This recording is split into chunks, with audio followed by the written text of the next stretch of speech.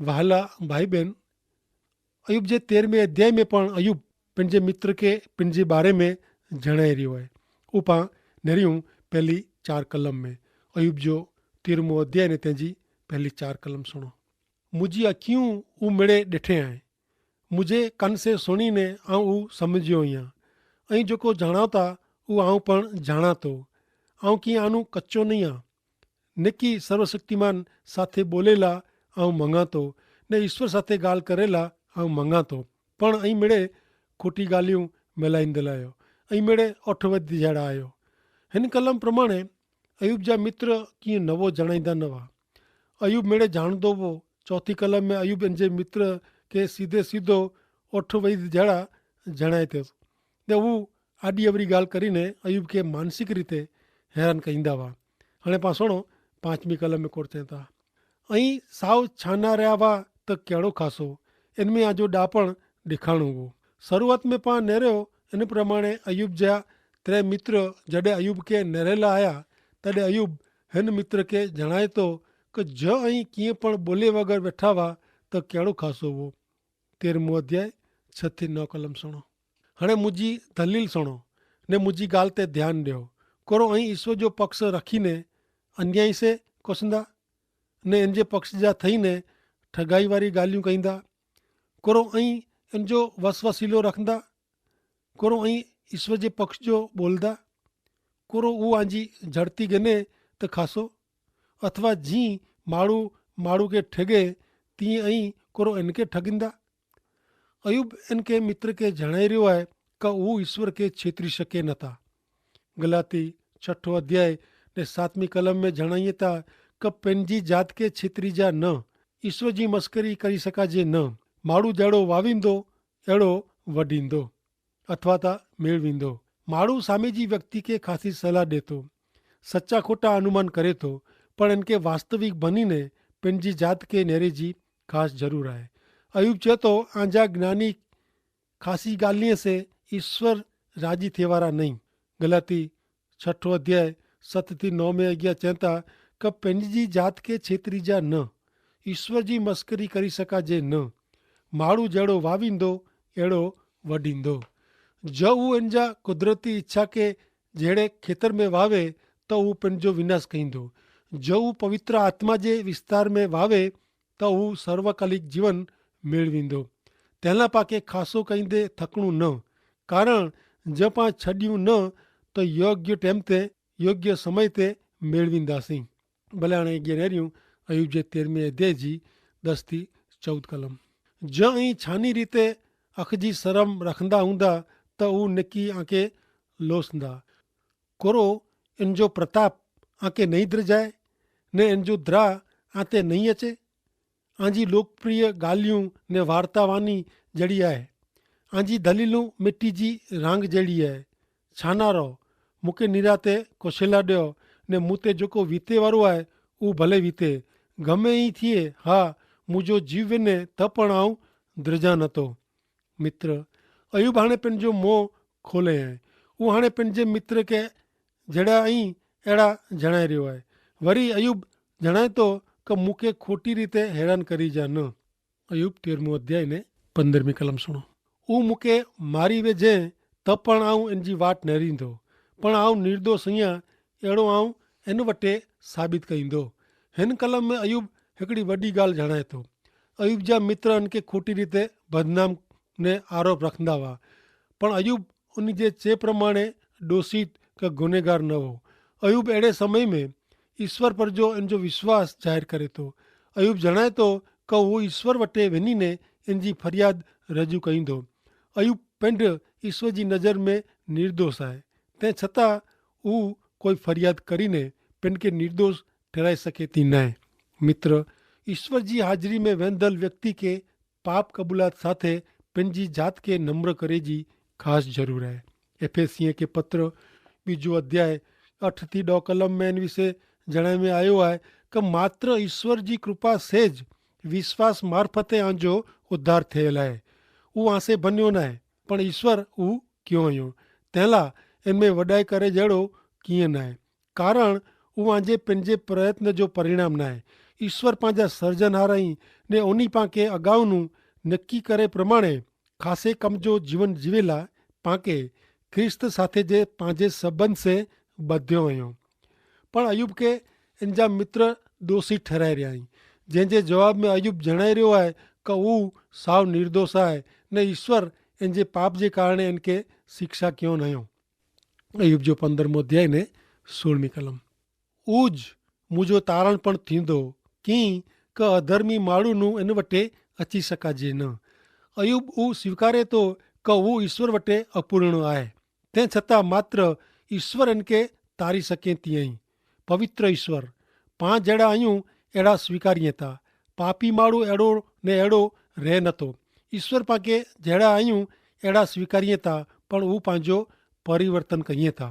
बीजो कोरिन्थियों के पत्र 5 अध्याय ने 17 कलम में जणाए में आयो आहे कि जॾहिं कोई व्यक्ति ख्रिस्त साथे जोड़ाजे थो तॾहिं हू नवो सर्जन बनी वञे थो. झूनो हलियो वियो आहे ने नवो आयो आहे. ईश्वर मुक्तिदाता प्रभु यीशु ख्रिस्त में मानवी नवो थिए, इन जो बदलाण थिए, इन जो जीवन बदले, अहिड़ी व्यवस्था कयूं हुयूं. ईश्वर भक्त राजा दाऊद गीत शास्त्र 62 अध्याय ने 2 कलम में जणाइए था कि ऊज मुंहिंजो खड़क आहे ने तारण आहे, ऊज मुंहिंजो गढ़ आहे, आऊं कॾहिं उथलाए वञे वारो नहीं आहियां. मित्र ईश्वर पाके उभा कईं था ने ईश्वर पाके स्थिर ने मजबूत कईं था ने ईश्वर आधारित जीवन ज ईश्वर में मजबूत बने थो. गीत शास्त्र जो 37 अध्याय तेजी 23 ने 24 कलम में लिखल है कि जॾहिं माण्हू जो मार्ग यहोवा के એટલે કે ઈશ્વર કે પસંદ પે તો તડે હું ઇનજા પગલા સ્થિર કહીએ था. जकी हू छणी पे त पण हू छेक जमीन दोष थींदो न कीं क यहोवा इन जो हथ जलीने इनके निभाईंदा. अयुब 13 अध्याय 17 थी 21 कलम. मुझो कुछणू ध्यान से सुणो ने मुझो चवण बरोबर ध्यान में रखो. हाणे नेरियो मुझो मुक़दमो आऊं नियमसर गोठवियो आहे. आऊं जाणा तो कि आऊं नेक आहियां. मूं सामे जवाब ॾे अहिड़ो केरु आहे. जेको ई वे त आऊं छानो रोंदो ने प्राण छॾींदो. फक़्त ॿ ॻाल्हि से तूं मूंखे मुक्त कईं त आऊं तो वटि मुंहिंजो मोह लुकाईयां न ने तुंहिंजो हथ मूं वटां परियां कर ने तुंहिंजे ध्रासे मूंखे न द्रजाए. ही ॻाल्हियूं अयुब ज़ाहिर में ईश्वर खे जणाए रहियो आहे. अयुब पंहिंजो ॾुख पाछो खेची गिने में अचे ने द्रा ने घबराहट इन वटि आहे हू परियां करे में अचे अहिड़ो अचे थो. अयुब ईश्वर वटि पंहिंखे न्याय निर्दोष ज़ाहिर करे थो. ही इन जी भुल हुई. तंहिं लाइ इनखे छिले ईश्वर वटि पछतावो करिणो पियो. 13 अध्याय 22 थी 28 कलम. तॾहिं त तूं मूंखे ॿोलाईं कि आऊं जवाबु ॾियां अथवा आऊं कुछां ने तूं मूंखे जवाबु ॾिए. मुंहिंजा अन्याय ने पाप केतिरा आहीं. मुंहिंजा अपराध ने पाप मूंखे जणाए. कुलाए तूं तुंहिंजो मोह लिकाईं थो ने मूंखे तुंहिंजो दुश्मन लेखीअ थो. कुरो तूं पवन वारे जी ॾिसड़ा था अहिड़े पन खे हैरान करीने ने सुके खेपरे जी पुठ झलीने. कीं कि तूं मूं विरुद्ध ठराव लिखे थो ने मुंहिंजी जवान वई में अन्याय जो मूंखे बदिलो ॾिए थो. तूं मुंहिंजा पगला हेड़ में पूरीए थो ने मुंहिंजा मिड़े मार्ग ध्यान में रखे थो. मुंहिंजा पग आंकीअ थो जेकी आऊं नास थियां अहिड़ी सड़ियल वस्तु जहिड़ो ने उदई जे खाधल कपिड़े जहिड़ो अञा त पण. अयुब पंहिंजो केस ईश्वर वटि रजू करे थो. उहो ईश्वर खे व्यक्तिगत रीते ओळखे थो. तंहिं छतां ईश्वर विषय जी इन जी सम्झण ओछी आहे. उहो घणे बार भुल करे थो. तंहिं छतां इन में निखालसता आहे. उहो ईश्वर वटां दाद मंगी गिने थो. मित्र पांखे उहो ध्यान में रखे जी ज़रूरु आहे कि पांखे ईश्वर खे विनंती करे जी आहे. कोई हुकुम न. ईश्वर पंहिंजी प्रार्थना जो जवाबु हा अथवा ना में ॾिए था. गीत शास्त्र जो पुस्तक 34 अध्याय 4 थी 6 में चए था कि आऊं ईश्वर जी शोध कई ने उहो मूंखे जवाबु ॾिनो ने मुंहिंजे मिड़े द्रा में जा छोड़ायो. उन तरफ़ नेरियो ने प्रकाश मेळवियो. एतिरे आजा मोह कॾहिं झांखा थींदा न क ढीला थींदा न. ही कंगाल माण्हू पोकार कंहिं न ईश्वर इन जो सुणीने इनके इन जे मिड़े संकट में जा ॾुख में जा छोड़ायो. ईश्वर पाला जेकी खासो आहे फ़ाइदेकारक आहे उहो ज कयूं था ने करींदा मित्र। संकट टाणे धीरज रखे जी ने ईश्वर वटे नम्र बने जी ख़ासि ज़रूरु आहे। गीत शास्त्र 34 अध्याय तंहिंजी अॻियां 7 ने 8 कलम में पण चवनि था क ईश्वर जे भक्त जी आजू बाजू इन जो दूत चौकी करे थो ने उन्ही खे छुड़ाए थो। अनुभव करियो ने नेरियो क यहोवा एतिरे क ईश्वर उत्तम आहे। जेको माण्हू इन जो भरोसो रखे थो इनखे धन्य आहे। ईश्वर वटे नम्र बनीने हिकिड़े नंढे माण्हू वारे जी फक़्त उन तेज आधार रखंदड़ माण्हू खे ईश्वर ऊचो कईंदा। जेको लंबे समय नूं राति ॾींहुं ईश्वर खे विनंती कईं था उन मिणी खे ईश्वर ज़रूरु जवाबु ॾींदाज। गीत शास्त्र जे 33 अध्याय जी 18 થી 21 कलम में पण लिखियलु आहे क नेरियो यहोवा जा भक्त ने इन जी कृपा ते आशा रखंदड़ मथे ईश्वर जी कृपा दृष्टि आहे जेथी हू उन जे जीव खे मौत नूं बचाईं ने डोकार टाणे उन खे जीरा रखे। पंहिंजो आत्मा ईश्वर जी वाट नेरे आहे। हू पंहिंजो सहायकारी ने पंहिंजी ढाल आहे। पंहिंजा हृदय इन में ख़ुशि थींदा कारण पां उन जे पवित्र नां ते भरोसो रखियो आहे। हे ईश्वर असीं तो ते आशा रखी आहे इन प्रमाणे तो जी कृपा असां ते थियो। अयूब पंहिंजी ख़राब हालत में पिन खे धूड़ जहिड़ो ने उदई से खवाई वियो हुए अहिड़े लकिड़े जहिड़ो सम्झे थो ने उहो वधू अॻियां वधीने पंहिंजे बारे में कुरो थो नेरियूं अयूब जे 14 अध्याय जी तंहिंजी 1 ने 2 कलम में हिते चवनि था क स्त्री से जन्मेल अल्पायु એટલે કે ટૂંકી ઉંમર જો ને સંકટ से भरपूर आहे। हू फुल वारे जी खिले थो ने इन खे कपी वेझे में अचे थो। वरी हू छांव वारे जी हलियो वञे थो ने स्थिर रहे नथो। हिन 2 कलम में अयूब हिकिड़ो सनातन सत्य ज़ाहिर करे थो। मनुष्य जीवन संकट से भरपूर आहे। वरी मनुष्य जो जीवन क्षणभंगुर ने अल्पायु आहे। ई संकट मुसीबत मरण उहा हक़ीक़त आहे। तंहिं छतां बाइबल में जणाए प्रमाणे माण्हू जे ॾुख में पण ईश्वर इन भेरा रहनि था। गीत शास्त्र जे 46 अध्याय जी 1 कलम में चवनि था क देव पंहिंजो आसरो ने पंहिंजो बर आहे। संकट नाणे उहो हाजरा हजूर मददगार आहे। तंहिं लाइ जब पृथ्वी उथल पाथल थिए जब डूंगर दरिये में डुबी वञे जो इन जो पाणी गरजना करे ने वलो वाजे ने ओछरे ने इन जे ओछरे से डूंगर ध्रुबी वञे तो पण पां द्रजो न। मित्र ईश्वर हा सत्य ईश्वर आके कॾहिं पण हिकला छॾींदा न। मित्र प्रभु यीशु ख्रिस्त उन ते विश्वास करींदड़ सीसीअ खे जणाइए था का आऊं आके अनाथ छॾी ॾींदो न। मित्र प्रभु यीशु ख्रिस्त पर विश्वास करींदड़ व्यक्ति पिन खे कॾहिं ज हिकिलो लेखे नथो।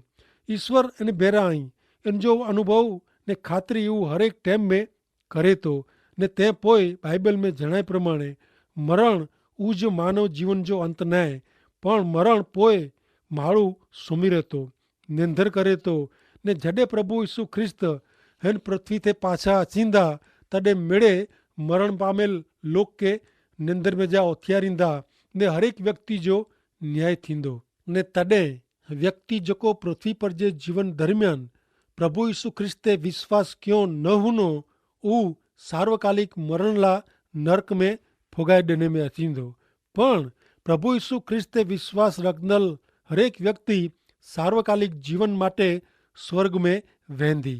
मित्र मरण उहो ज माण्हू जो अंत न आहे। तंहिं छतां माण्हू हिन पृथ्वी पर जे जीवन में समय में ज कां त जीवन अथवा मरण पसंदि करे जो आहे। प्रभु यीशु ख्रिस्त में ईश्वर आके भरपूर सार्वकालिक अनंत जीवन ॾिने लाइ मांगे था। ही जीवन प्रभु यीशु ख्रिस्त ते विश्वास करे से क़ीमत वग़ैरह मेहनत वग़ैरह मिले थो।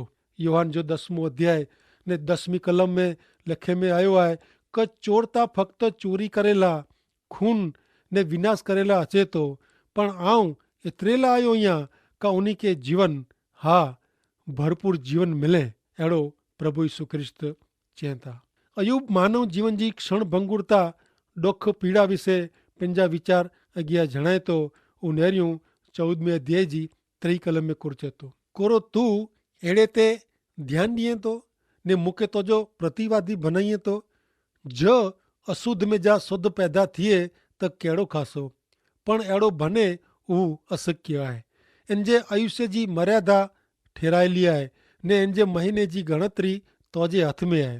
तूं उन जी हद ठहिराए आहे ने इनखे उहो टिपी सघे न त तुंहिंजी नज़र इन मथां हटाए गन जेथी उहो मजूर वारे जी पंहिंजो रोज़ पूरो भरे हुते ત્યાં સુધી इनके निरात वरे कीं कि ज झाड़ कपी वेझे में अचे त हू फिरी फुटंदो अहिड़ी आशा रहती ने इन जी कोमरी ॾारी जो अंत अचींदो न जेकी इन जो मूर ज़मीन में झुनो थिए ने इन जो थड़ ज़मीन में सुकाए वञे त पण पाणी जे बिनास से उहो खिलंदो ने रोपे वारे जी उहो ॾारियूं कढींदो पण माण्हू मरे थो ने नाश थिए थो।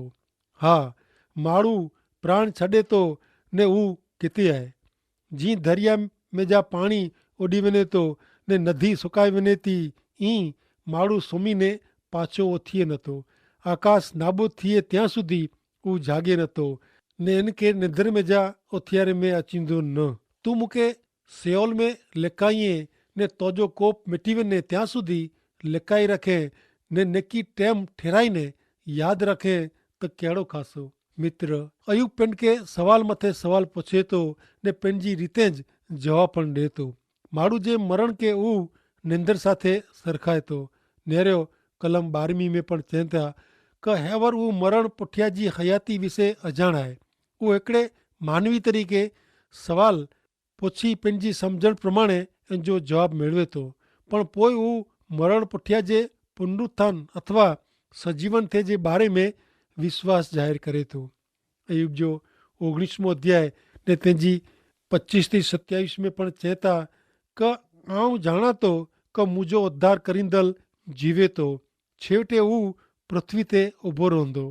मुंहिंजी चमड़ी जो अहिड़ो नाश थिए पोइ पण वग़ैर शरीरे आऊं देव खे नेरींदो इनखे आऊं पिंड नेरींदो।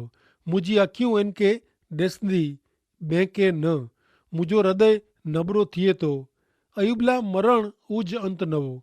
मरण पोइ हू पंहिंजे उद्धारकर्ता उत्पन्नकर्ता खे सजीवन थईने नज़रे ॾिसंदो। मित्र पवित्र बाइबल जो ही मुख्य सिद्धांत आहे। नेरियो पुनरुत्थान विषय बाइबल कुर चए थो। पहलो कोरिन्थिय के पत्र 15 अध्याय 20 થી 28 में चए था कि सत्य हक़ीक़त त उहा आहे कि ख्रिस्त मरण में जा सजीवन थिया ई ने हू था जेको मरण में ऐं सुम्ही रहनि था उहे सजीवन थींदा। इन जी ख़ातिरी आहे जीअं हिकिड़े माण्हू से लोक जो मरण थिए थो तीअं हिकिड़े माण्हू से जीवन मिले थो। कारण जी मेड़े माण्हू आदम साथे जे सबंध जे कारणे मरण पामिया तीअं हू ख्रिस्त साथे जे सबंध जे कारणे जीरा थींदा।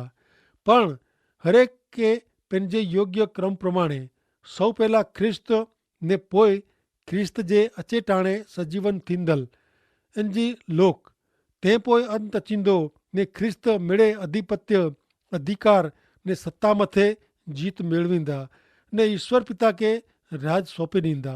कारण ईश्वर उन जे मिड़े दुश्मन खे हराईने ख्रिस्त जे पग नीचे कोठी अचे ત્યાં સુધી ख्रिस्त खे राज करणो पए। जेको छेलो दुश्मन खे हराए में अचींदो हू त मरण आहे। धर्मशास्त्र में लिखियलु आहे ईश्वर मेड़े बाबति उन जे पग नीचे रखियो हुयो। उन मेड़े बाबति खे ख्रिस्त जे काबू में कोठी अचींदल ईश्वर जो समावेश मेड़े बाबति इन शब्द में थिए नथो।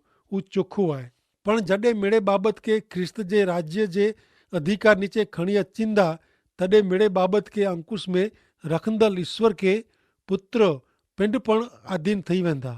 पोइ ईश्वर मिणी ते राज कईंदा।